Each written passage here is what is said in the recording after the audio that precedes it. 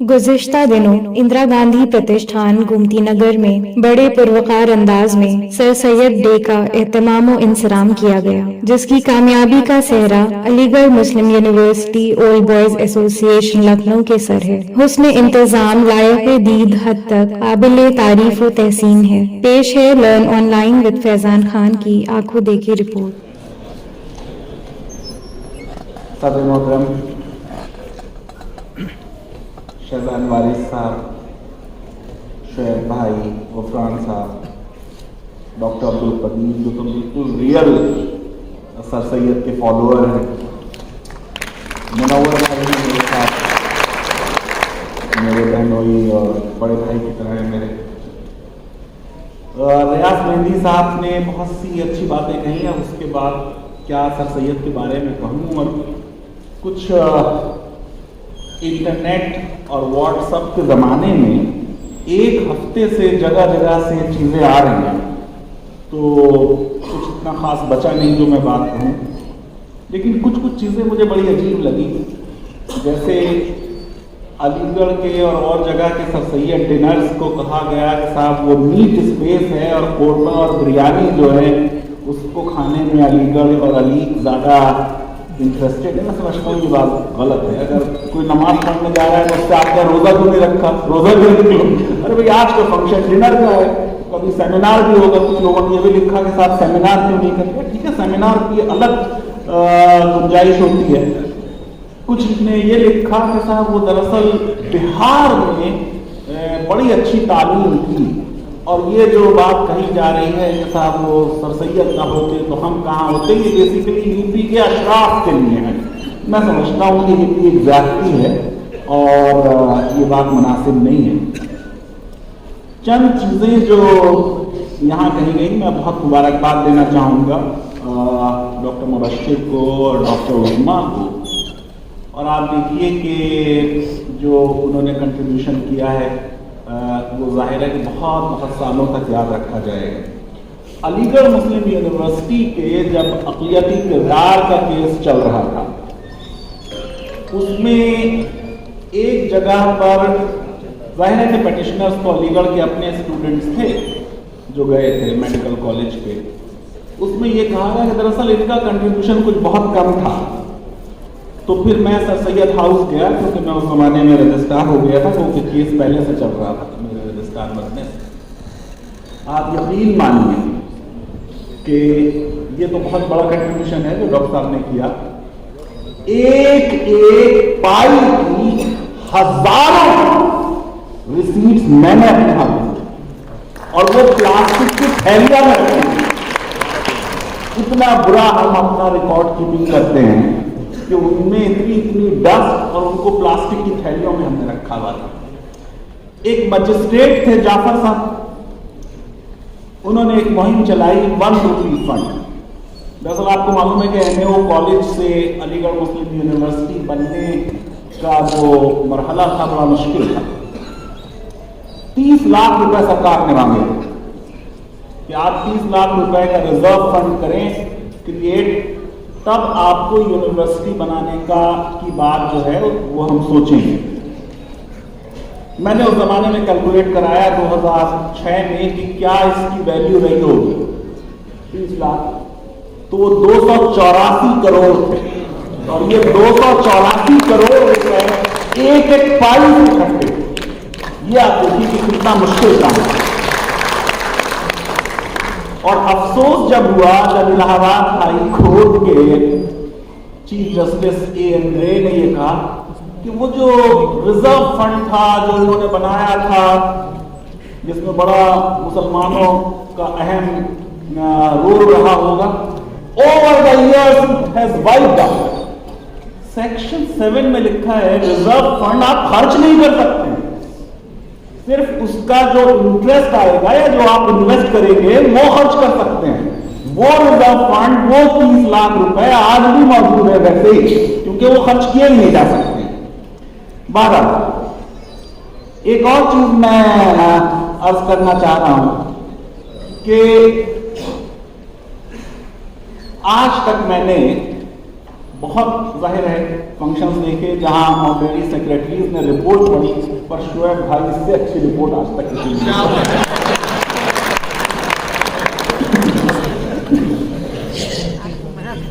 اب شکیل بھائی نے انگریزی میں شروع کر دیا معاملہ. میں دراصل آج سوچ رہا تھا کہ جیسے شکیل بھائی کہتے ہیں اکثر کہ بھائی بڑی سنجیدہ بات ہوتی ہے لکھنؤ کے سر سید ڈے میں، تو میں نے دراصل سوچا یہ تھا کہ میں آج آپ سے یہ بات کروں کہ جو MAO کالج کی گورننس تھی، جو ظاہر ہے کہ سر سید نے ڈرافٹ کیے تھے اس کے رولز، اور بڑے ڈیٹیلڈ رولز تھے، تقریباً 200-250 رولز، کہ ان کے بارے میں بات کرتا اور آپ کو بتاتا کہ دیکھیے کوئی بھی ہائر ایجوکیشن کا انسٹیٹیوشن کیا اس سے بیٹر گورننس کے اصول بنا سکتا تھا، اور یہ ڈیفینٹ رولز تھے. لیکن اب ڈنر میں ڈیلے ہو رہا ہے اور اتنی بورنگ چیز شاید آپ کو نہیں سننا چاہیں گے، بہت کمپلیکیٹڈ ہے. اس لیے میں 3 جو ہمارے زمانے کے مسئلے ہیں جن سے آج ہماری کمیونٹی جوجھ رہی ہے ان کے بارے میں بات کرنا چاہوں اور ان پر سر سید کا کس طرح کا ریسپانس تھا اس کے بارے میں چند باتیں، اور کیا وہ ریسپانس آج ریلیونٹ ہے. حضرت سے ظاہر ہے کہ جو محبت مسلمانوں کو ہے وہ ظاہر ہے کہ دین کا حصہ ہے.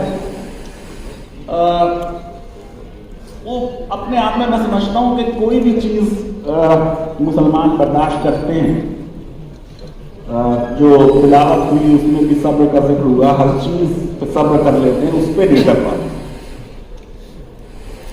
لیکن آپ نے دیکھا کہ ابھی نپور شرما کی کنٹروورسی ہوئی اور اکثر کچھ نہ کچھ باتیں ہوتی رہتی.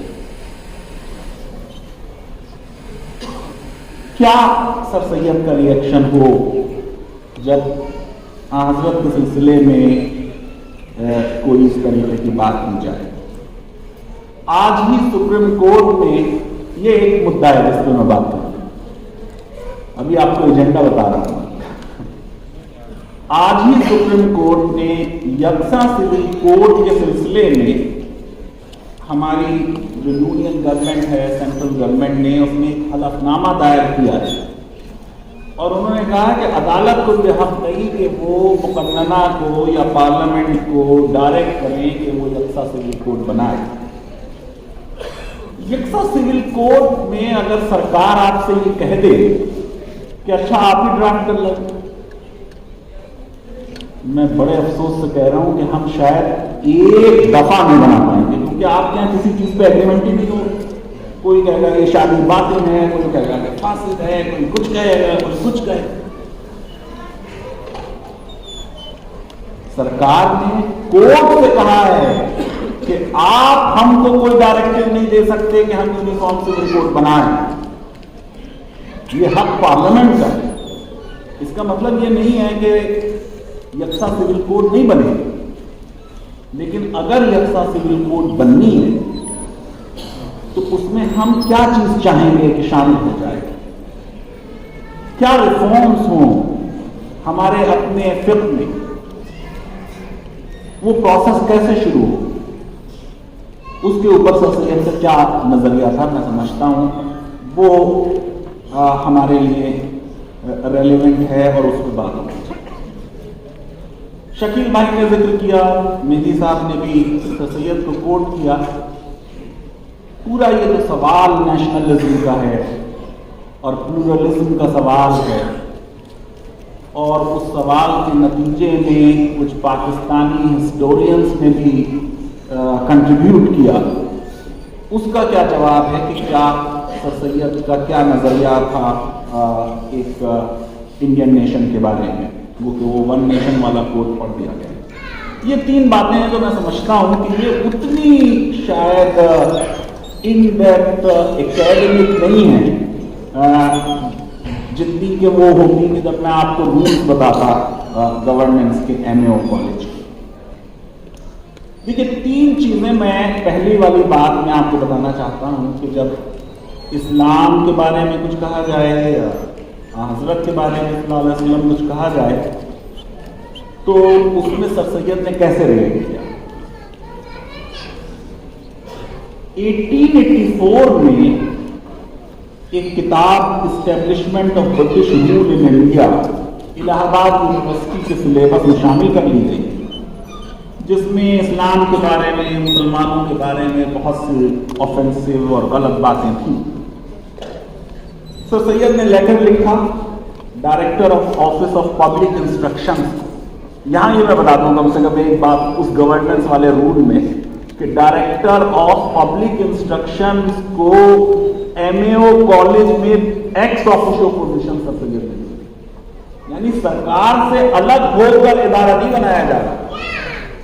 انفیکٹ یونیورسٹی بنانے میں بھی ہماری تو کچھ خواہشیں بھی ذرا سا کچھ زیادہ ہی بڑی ہوتی ہیں.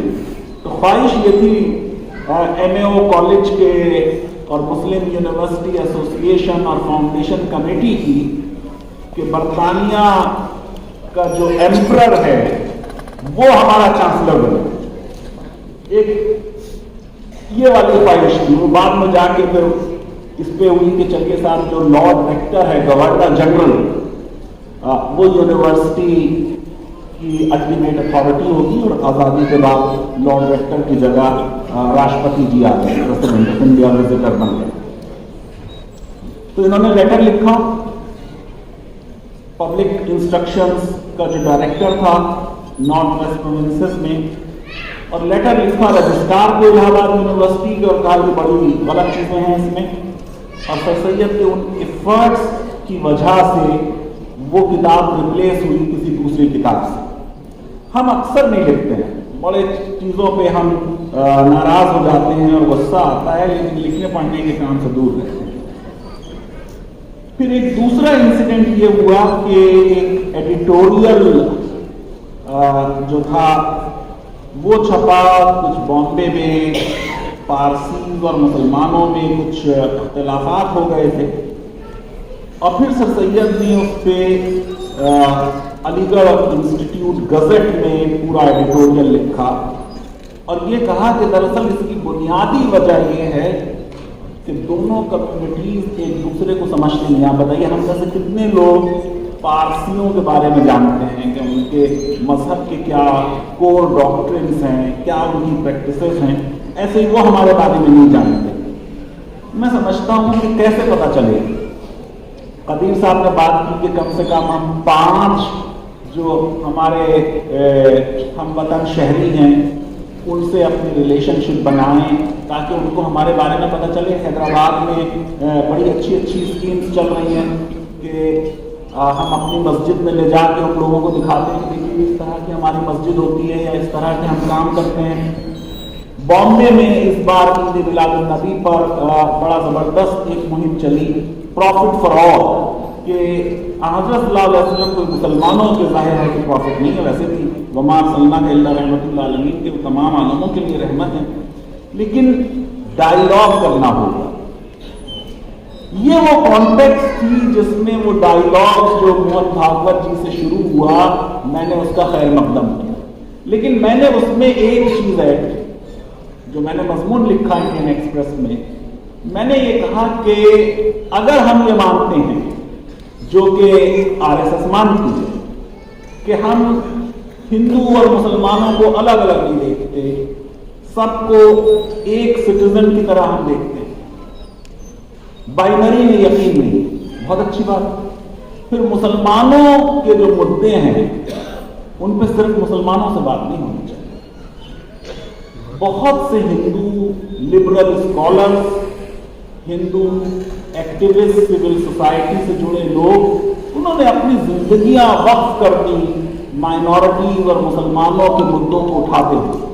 ایسی کسی بھی بات چیت میں ان کی موجودگی بہت ضروری ہے، اور وہ لوگ موجود رہیں گے تو آپ لوگوں کے سماج میں کوئی دین نہیں ہوگی، لیکن ڈائیلاگ ہو. اب یہ کہ ڈائیلاگ کے مدعے جو ہیں وہ آئیڈینٹیفائی ہوں. جیسے لگ رہا ہے مجھے کہ ایک مدعا پاپولیشن کا ہے. اس کے بارے میں کئی غلط فہمیاں ہیں، اچھے ڈیموگرافرز ریسرچ کر چکے ہیں، وہ ریسرچز سامنے رکھی جائیں، لیکن یہ بہت ضروری ہے کہ وہ ڈائیلاگ آف سر سید نے یہ لکھا کہ lack of understanding between the two communities, اور انہوں نے یہ کہا کہ اس کی وجہ سے ایک دوسرے کی مذہبی چیزوں میں لوگ انسلٹ کرتے ہیں اور یہ بڑی غلط چیز ہے۔ اور پھر انہوں نے کہا کہ اگر ایسا ہو تو اس کا ایک رسپانس تو یہ ہو سکتا ہے کہ ہم اس کا ایک ریجوائنڈر لکھیں، اور دوسرا رسپانس یہ ہے کہ ہم سرکار کے پاس جائیں اور سرکار اس میں جو بھی قانون کے حساب سے کارروائی ہو وہ کرے۔ میں یہ بتاؤں گا وہ کون سی کارروائی ہے، میں سر سید سے ریلی نہیں کرتا ہوں، وہ کارروائی اس زمانے کے لیے ہے، دستور آنے کے بعد وہ کارروائی بھی نہیں ہو سکتی، سرکار کے پاس نہیں جانا چاہیے۔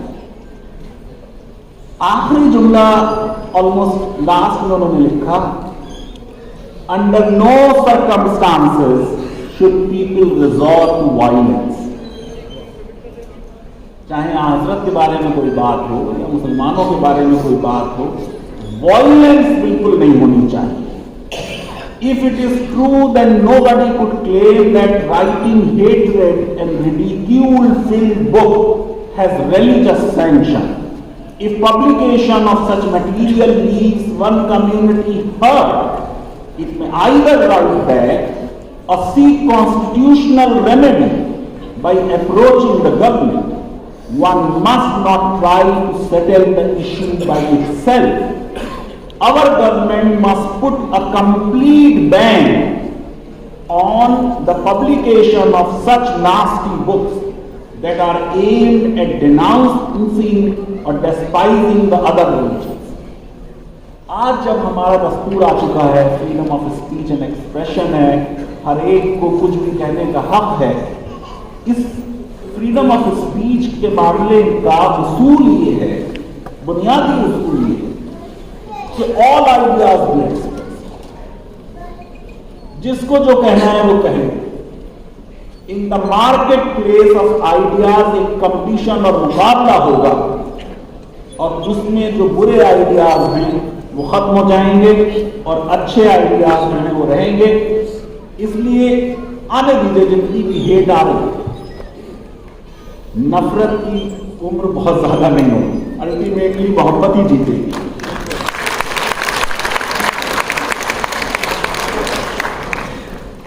اس لیے آج کے حالات میں سرکار سے یہ کہنے کی کوئی ضرورت نہیں کہ اس کتاب کو یا اس آرٹیکل کو بین کریں، لیکن یہ الگ بات ہے کہ ہیٹ اسپیچ سے ریلیٹڈ قانون جو ہے وہ سخت قانون ہونا چاہیے۔ آپ دیکھیں کہ وہ کہہ رہے تھے کہ ہیٹ اسپیچ کے خلاف ایسا قانون ہو جیسا سیڈیشن کے لیے، ابھی تک بھی اس طرح کا قانون نہیں بنا۔ اسی طرح جس طرح کی بات سر سید نے 1857 کی پہلی جنگ آزادی کے بارے میں کہی، گڈ گورننس کا ذکر، وہ تو آج تک بھی کانسٹیٹیوشن میں گڈ گورننس ورڈ نہیں آیا، بڑا ریسنٹ ورڈ ہے۔ پھر تیسری چیز انہوں نے جو کہی کہ صاحب جواب لکھیں، میں سمجھتا ہوں کہ کوئی لیٹر لکھ دینا یا سرکار سے کوئی ریپرزنٹیشن کرنا یہ تو آسان ہے، لیکن کسی کتاب کا جواب لکھنا یہ آسان کام نہیں ہے۔ تو آپ سب کو معلوم ہے کہ سر سید نے جو کتاب لکھی لائف آف محمد صلی اللہ علیہ وسلم، اس میں 12 ایسیز ہیں، اور وہ جواب کیا اس کتاب کا جو یو پی کا گورنر تھا ولیم موئر، اور ان کا دوست تھا، اور ان کے بیٹے جسٹس محمود جو بعد میں جسٹس محمود بنیں گے، ان کو اسکالرشپ دلانے میں بڑا اہم کردار اس میں ادا ہے۔ یہ سیرت نگاری کا کام سر سید نے کیا اس کتاب کو لکھنے میں، لیکن اس میں ایک انالیسس کی، لٹریری کرٹیسزم کیا، کمپیریزن جوڈائزم سے اور کرسچینٹی سے پیش کیا، اور اس کی وجہ سے میں سمجھتا ہوں کہ 150 سال بعد بھی آج بھی یہ بک ریلیونٹ ہے۔ اس کے 2 والیوم 1858 میں آئے اور باقی 2 1861 میں، اور یہ بات ہو رہی تھی کہ کتاب کے ٹائٹل میں ہی تھا کہ صاحب from the original sources, the Quran और ट्रेडिशंस और अरबी पोएट्री और क्या क्या चीज़ों में बात की। लेकिन विलियम मोयर जो था वो भी दे एंड अस में यकीन करता था। ये कोई प्रॉब्लम नहीं है। इसलिए अगर आप किताब को देखें तो उसमें न्यूट्रल टोन नहीं है। वो कहता है वी क्रिश्चियंस, दे मुस्लिम्स, ये टर्मिनोलॉजी इस्तेमाल है। फिर बहुत सी चीजें ऐसी हैं जो काबिल इतराज हैं। जैसे उसने लिखा महमद एल.एच. डिवाइन डायरेक्शन, तो डाउट किया उसने कि उनके ऊपर वही आती थी या नहीं आती थी। और फिर यह भी कहा कि साहब ये तो बेसिकली एक प्लेजरिज्म का मामला है। It was a form conceit of Mohammad, Abrahamic genealogy as mere plagiarism from rabbinical law। और फिर कहा कि साहब वो तो प्रॉफिट विंडिक्टिव थे और अनरिलेटेड हेट्रेड थी एनिमीज के लिए। आप ये देखिए उस आदमी के, उस शख्स के लिए बात कही जा रही है जिसने हिंदा को माफ कर दिया, जिसने कहा कि अबू सुफियान के घर में भी जो अमान है उसे अमान है। वो तो हवाली भी है, मैंने चाहा था कि ताइफ पे कयामत आए पर ये महबूब की मर्जी थी कि रहमत आए, अल्लाह ही जाने कौन बशर। और फिर यहां तक कि शायद वो ईसाई बन जाते। इस किताब के जवाब के लिए एक तो 17 महीने में जवाब लिखा, यहां से इंग्लैंड चले गए और अंग्रेजी आती नहीं थी, आपको मालूम। अंग्रेजी के सोर्सेस, लैटिन के सोर्सेस, फिर उनका ट्रांसलेशन करना, फिर किताब को अंग्रेजी में छपवाना था। मुसलमानों को तो उस वक्त कितनी अंग्रेजी आती होगी जब आज इतनी कम आती है, आप सोचिए। तो उनके ऑडियंस तो अंग्रेज थे, इसलिए ट्रांसलेशन पर बहुत पैसा खर्च हुआ। एक खत लिखा इस किताब के लिखने के दौरान अपने दोस्त मेहदी अली को। ये मैं खत में से एक पैराग्राफ पढ़ रहा हूं। My mind is a bit agitated these days. I am looking at Mr. Williams' book about the Prophet and it has disturbed me.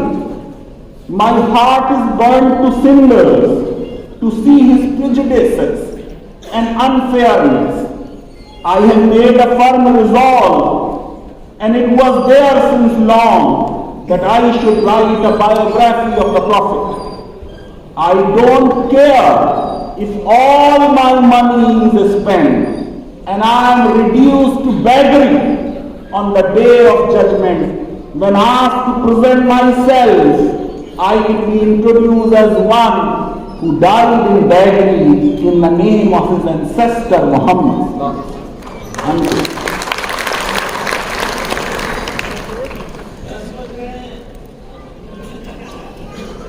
फिर मेहदी हसन से कहा कि भाई जाओ, पैसे खत्म हो गए हैं,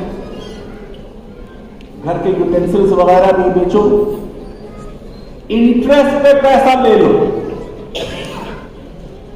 He asked him to go to a money lender and borrow for him 1,000 rupees on interest. And he also tells Mehdi Hasan that he has arranged to sell his books, his other possessions, including the utensils in the house, for raising 1,000 rupees. My dreams and sleep are taken away by this book. एक दूसरे खत में लिखा, I am writing life of Muhammad day in and day out.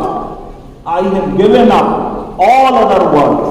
Continuous writing has caused me backache. ये response मिल्लत का होना चाहिए कि अगर कोई चीज हज़रत के बारे में लिखी जाए तो सरतन से जुदा का नारा ना लगाया जाए। वो तो फिक्र और मुल्क अलग है। एक रूल ऑफ लॉ कंट्री में, एक ऐसे कंट्री में जिसमें दस्तूर हो, किसी को किसी बात पे किसी का तन जुदा करने का हक नहीं, वो काम अदालत होगा। और ब्लास्फेमी तो ज्यादातर मुल्कों में अब जुर्म नहीं है, वो 70 के करीब मुल्क हैं जिनमें अभी है, उनका ज्यादातर मुस्लिम कंट्री। जवाब اس کے لیے ظاہر ہے کہ ریسرچ درکار ہوگی، وہ کام ہے۔ دوسری چیز جو میں کہنا چاہ رہا تھا، جس میں میں نے بات کی تھی کہ یونیفارم سول کوڈ ہو، بہت دن اس کو ڈیلے کرنا مشکل ہو۔ یقیناً ود ان ہندو لا بڑی ڈائیورسٹی ہے اور ایسی کوڈ بنانا مشکل ہے۔ ایک ایگزامپل دیتا ہوں آپ، جیسے ہندو میرج ایکٹ میں جو دولہا دلہن ہیں وہ فادر کی سائڈ سے 7 جنریشنز تک ایک دوسرے سے ریلیٹڈ نہیں ہونے چاہیے، اور مدر کی سائڈ میں 5 جنریشنز تک ریلیٹڈ نہیں ہونا چاہیے، سپنڈر ریلیشنشپ۔ چچا صاحب، خالہ صاحب، ماموں صاحب، بھائی سے بہن سے نہیں ہو سکتی شادی۔ حیدرآباد میں 10 سالوں میں نے 4 ایسی شادیاں اٹینڈ کی، really, including one in my university, جس میں دولہا دلہن کا سگا ماموں۔ پہلی بار تو دیکھ کے مجھے لگا کہ کیا ہو رہا ہے، لیکن یہ ان کے یہاں سب سے زیادہ آسپیشس میرج ہے، کیونکہ یہ ان کی کلچر ہے۔ آسام میں طلاق کا طریقہ یہ ہے کہ دونوں فیملیز، لڑکی اور لڑکے والے، ایک میدان میں آتے ہیں اور ایک دوسرے پہ کنکریاں مارتے ہیں، اسی سے طلاق ہوتا ہے۔ تو ڈائیورسٹی ہے یقیناً، لیکن اگر سرکار قانون بنانا چاہے گی، جیسا کہ انہوں نے آج کے ایفیڈیوٹ میں کہا ہے، تو اس کو کوئی سپریم کورٹ نہیں روک سکتا، کوئی پرسنل لا بورڈ نہیں روک سکتا۔ اس لیے اس کی تیاری ہونی چاہیے، اور تیاری کے لیے جو آپ کے لا میں گنجائش ہے آپ وہ بھی نہیں کرنے کے لیے تیار ہیں۔ بھائی آپ کے لا میں اگر 5 چیزیں ہیں، ان 5 میں سے اگر ایک بچ جائے وہ کافی ہے۔ کئی طرح کی ڈیورسز اسلامک لا میں ہیں۔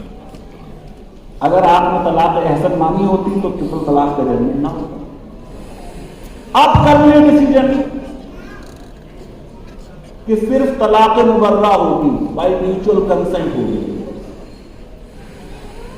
آپ انسسٹ کر پائیں گے، کوئی کورٹ، کوئی پارلیمنٹ اس پہ آبجیکٹ نہیں کر سکتی اگر آپ یہ ڈیسائیڈ کریں کہ ہمارے یہاں جو ڈیورس ہوگی وہ میوچل کنسنٹ سے ہوگی۔ یہ تو ایک ٹائپ آف ڈیورس ہے آپ کے یہاں۔ اگر آج کے حالات ایسے ہیں جس میں اسی ٹائپ سے صرف ڈیورس ہونی چاہیے، تو آپ کو اس کو بچا لینا چاہیے۔ آج ہی سپریم کورٹ نے نوٹس ایشو کیا، کیا 16 سال کی مسلمان لڑکی شادی کے لیے ویلڈ کنسنٹ دے سکتی؟ آلریڈی لا ہے، شاردا ایکٹ کہتے ہیں، بہت پرانا لا ہے، 1929۔ اس کے بعد چائلڈ میرج ریسٹرینٹ ایکٹ بن گیا۔ کئی لاز ایسے ہوتے ہیں جو پورے ملک کے سارے شہریوں پر لاگو ہیں۔ ایج آف میرج جو ہوگی اس پہ ظاہر ہے کہ جو ملک کا قانون ہوگا وہ سب پہ لاگو ہوگا۔ یہ اصرار کیوں کہ صاحب 18 سے پہلے بھی ہو سکتی ہے لیکن ہو جو ضروری نہیں۔ میں سمجھتا ہوں کہ اس پہ بات کی جا سکتی ہے، وہ چیزیں جو پرمیسیبل ہیں ان پہ گفتگو کر کر کوئی کنسنسس بنائی جا سکتی ہے۔ میں سمجھتا ہوں کہ سر سید پہلے ریپرزنٹیٹو تھے اسلامک ماڈرنزم کے ساؤتھ ایشیا میں۔ سب سے بڑا جو انہوں نے کام کیا، آپ کو معلوم ہے کہ جنگ آزادی کے بعد کتنے برے حالات تھے، مسلم مورل جو تھا وہ بہت نیچے جا چکا تھا، مغل حکومت ختم ہو چکی تھی، دلی میں قتل عام ہو چکا تھا۔ تو جو کریڈٹ سر سید کا ہے وہ یہ کہ نہ صرف انہوں نے ایک نیو ایجوکیشنل آئیڈیل دیا اور ایک نیو پروز دی اور نیو کوہیشن دیا اور نیو پالیسی دی، کمیونٹی کا مورل تھا کہ آپ کچھ کر سکتے ہو۔ اور اسی لیے جو انہوں نے ریفارمیشن کی بات کی وہ ریئل گریٹنس ہے کہ جو آنے والا دور تھا اس ایج میں کیا کرنا چاہیے یہ سمجھ گئے۔ He was the first to react to the modern age. Liberal, progressive, enlightened, rational thinking. ظاہر ہے کہ قانون جو اسلامک لا کا ہوتا ہے اس میں قانون کو میں نے کل بھی بتایا تھا امیر بھائی کو پرسوں بتایا تھا قانون کا انٹرپریٹیشن نہیں ہوتا ہے. جو مغربی قانون ہے اس میں لا پہلے بنتا ہے, پارلیمنٹ ایک لا بنائے گی, پھر عدالتیں اس کو انٹرپریٹ کریں گی. اسلامک لا میں لا نہیں انٹرپریٹ ہوتا, سورسز انٹرپریٹ ہوتا. سورسز کے انٹرپریٹیشن کے بعد لا آتا ہے فنش پروڈکٹ کی طرح. اس لیے کیا ریشنلسٹ انٹرپریٹیشن ہو سکتا ہے قرآن کا اور سورسز کا, یہ چیلنج ہے. اور سر سید نے آپ سوچیے کہ اپنی تفسیر کے پرنسپلز بنائے, 15 بیسک پرنسپلز بنائے آف ہز اون ایکسیجس, جس میں کہا کہ God has created the laws of nature and maintains them as the disciplineness of creation and existence, and therefore there can be nothing in the Quran contrary to laws of nature. آزاد رائے کو fever کرتے ہیں.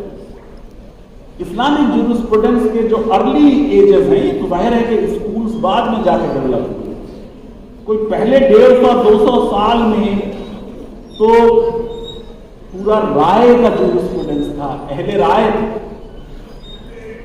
اگر آپ اس زمانے کی text پڑھیں تو بہت لوگ ایسے لکھتے تھے سنہ آف رسول اللہ از دس اینڈ سنہ آف حضرت ابو بکر از دس اینڈ مائی سنہ از دس. یہ تو بہت بعد میں جا کے یہ ہوا کہ سنہ شبد اب صرف حضرت کے لیے استعمال ہو اور کسی اور کے لیے استعمال نہیں.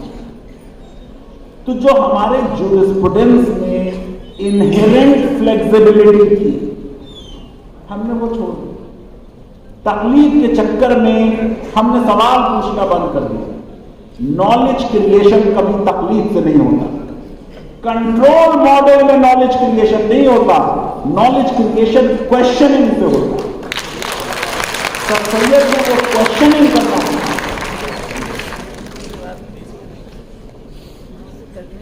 طلاق کے بارے میں بات ہوتی رہتی ہے. دیکھیے سر سید نے کیا کہا, our prophet neither underrated nor overvalued divorce. He constantly pointed out to his followers how opposed it was to the best interests of the society. He always expected his disciples to treat women with respect and kindness and to bear patiently their violence and ill temper.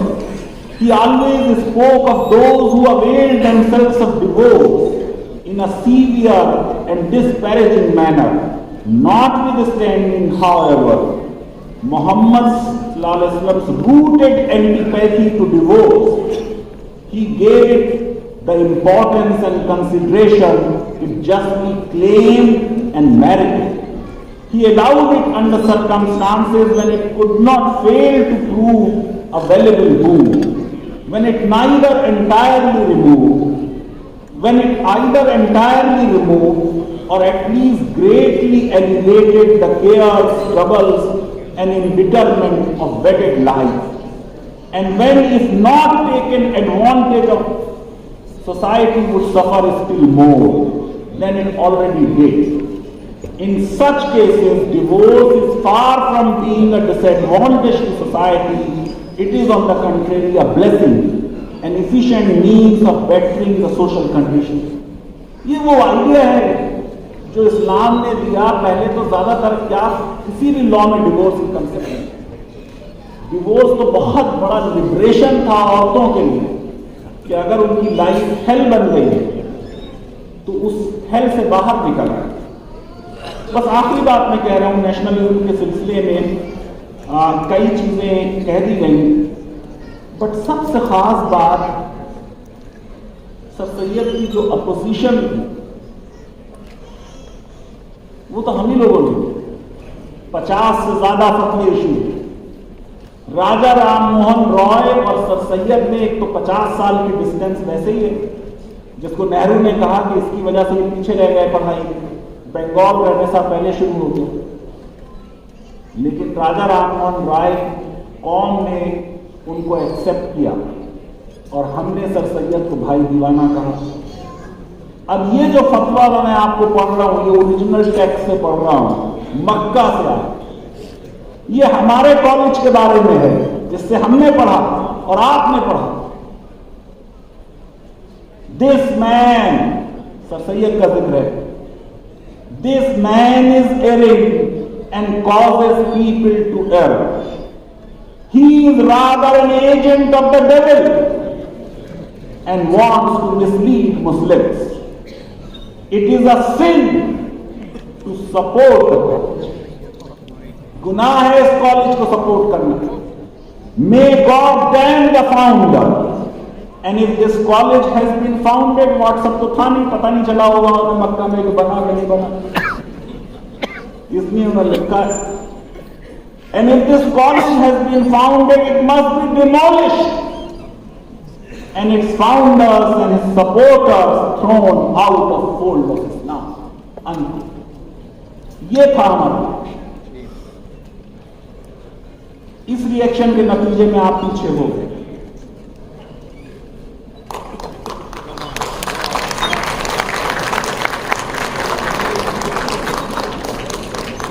Nationalism کے سلسلے میں eminent scientist, political scientist Anil Seal نے جو بات کہی, there were no two nations. سر سید کی بات ہو رہی ہے, 19th سینچری کی بات ہو رہی ہے, 1898 میں تو دنیا سے چلے گئے. There was not even one nation. نہیں صاحب, there was no nation at all. یہ بات کتنی سچ ہے بس میں یہ بتا کے بات ختم کر رہا ہوں. سر ایو ہیوم, فاؤنڈر تھے Congress. He talks of amalgamation of communities, not a nation. Badruddin Tyabji, third president ہیں کانگریس کے, مدراس میں پریسیڈنٹ بنے 1887 میں, affirmed the existence of numerous communities or nations which had peculiar problems of their own to solve and did not consider the whole of India as one nation. Surinder Nath Banerjee بہت بڑے کانگریس کے leader, first generation Congress کے leader. ان کی auto biography کا title ہے A Nation in the Making. بن رہا ہے nation, بنا نہیں. A nation in the making which he would not have if India was already a nation. اگر انڈیا نیشن تھا تو نیشن in the making تو نہیں ہوگی.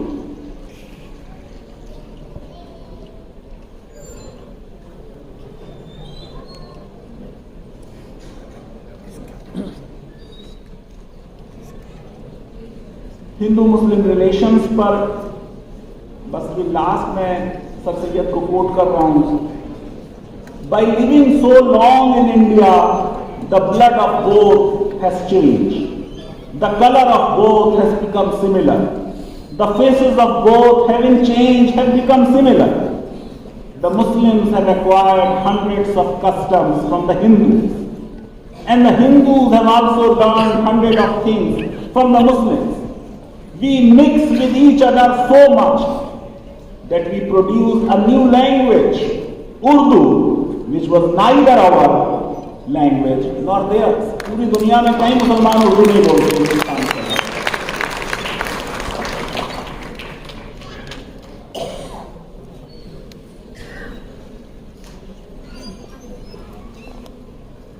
He clarified his understanding of word قوم. سارا جھگڑا اس قوم کا ہے, قوم کہہ دیا کہ ہندو ایک قوم ہے, مسلمان دوسری قوم ہے. I am quoting Sir Sayyid, by the word قوم I mean both Hindus and Muslims. That is the way in which I define the word nation or قوم. In my opinion, it matters not whatever be their religious beliefs, because we cannot see anything of it. But what we see is that all of us, either Hindus or Muslims, live in one soil, are governed by one and same ruler, have the same sources of our benefits, and equally share the hardships of a famine. These are the various reasons why I designate both the nationalities that inhabit by term Hindu, that is the nation in which lives in India. Sir Syed basically यही कह रहे हैं कि India में जितने लोग रहते हैं वो सब हिंदू हैं, not much different from Mohan Bhagwat. और उसके नतीजे में आप देखें कि साइंटिफिक सोसाइटी बनी, कुछ तो अंग्रेज मेंबर थे, 82 Hindu members, 107 Muslim members. MAO college की गवर्नेंस में मैं कभी और बात करूंगा, लेकिन जो एमएओ कॉलेज की एग्जीक्यूटिव काउंसिल की मैनेजिंग कमेटी, उसमें टोटल 22 मेंबर्स थे, उसमें से 6 Hindu.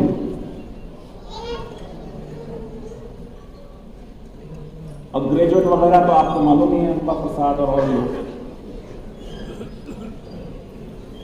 I would just end with Cranmer, who said, one of the most fascinating periods in the dismal history of Indian Islam and the background on which all modern developments and achievements, its relative strength and weaknesses must be judged.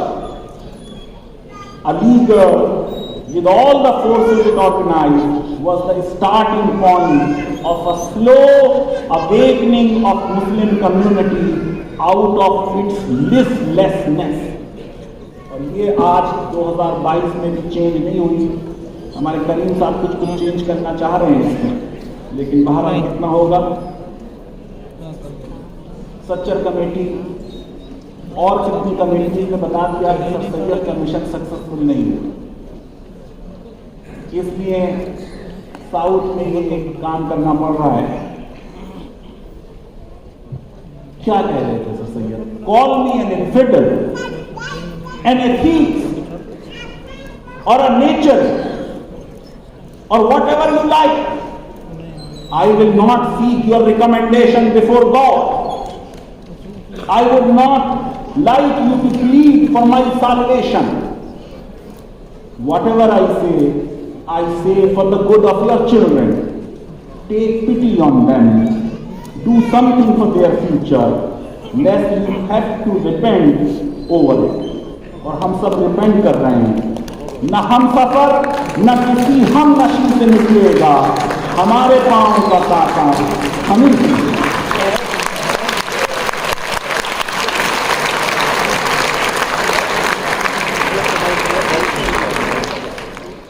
Learn online की जानिब से आपसे बस इतनी इल्तिजा है कि हमारे इस प्रोग्राम को लाइक, शेयर और सब्सक्राइब ज़रूर करें। साथ ही बेल आइकन दबाना ना भूलें, जिससे हमारी हर वीडियो आप तक अपलोड होने के साथ ही पहुंच सके। शुक्रिया।